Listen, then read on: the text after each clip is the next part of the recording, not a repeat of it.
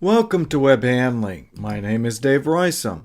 I am very excited to continue our discussion of the optimum time to replace a roller or other key process element.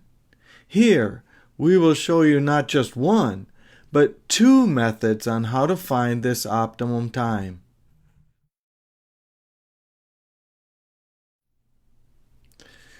We need to take an example to make the analysis most tangible. Here, we will use probably the best studied industry, paper, a most common forming element, a calendar roller. The costs here may be a bit higher than what you are used to, but they are quite ordinary to the paper industry. Besides, the analysis is precisely the same whether the roller costs $1,000, $10,000, or $100,000. Also, the analysis is precisely the same whether you are looking at a forming roller, a coating roller, a forming fabric, a slice lip, or a die lip. The specific cost troubles that a worn calendar roller cause are well known far beyond the paper industry. That is, as that key forming element wears out, there is an accompanying increase in waste and customer complaint due to corrugations and bagginess.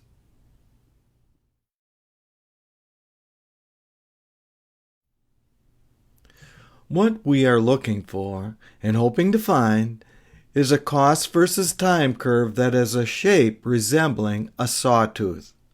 This is what we would expect from the Weibull reliability curve, increasing problems as the part is left in service.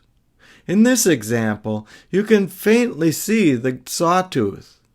The first step is to clean it up a bit by averaging several cycles together.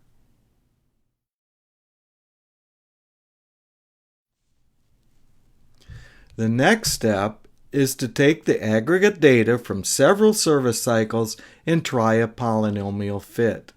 Here, we have a very good fit to a secondary polynomial, though that will cause a bit of math issues if we use a calculus technique shown in the next step.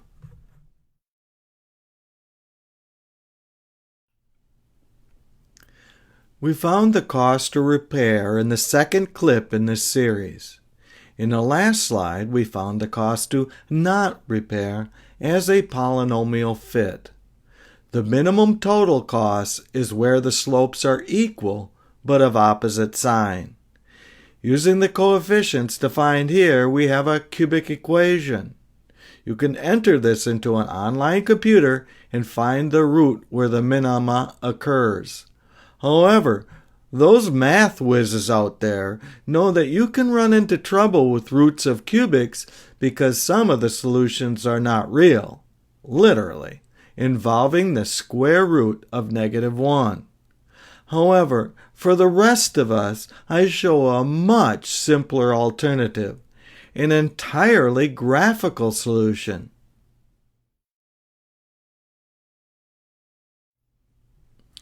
In the graphic solution, we merely add the cost to repair, a nice smooth line, to the cost to not repair, which is likely pretty jagged. Even so, the total cost curve is just smooth enough to see that the minima for this example must lie somewhere between 7 and 21 weeks. We will just average it to 14 and call it done. Any service interval shorter than 14 weeks costs more money, and any service interval longer than 14 weeks costs more money.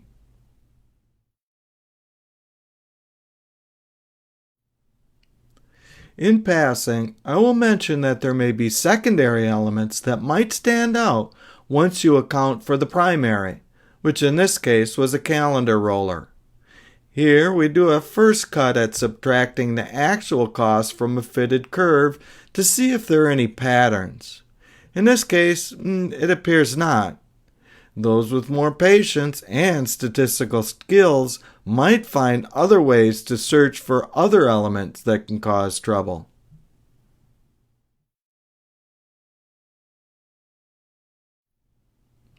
Thank you so very much for watching this module in my Plant Practical video series. Stay tuned for the last clip where we summarize what we have just accomplished.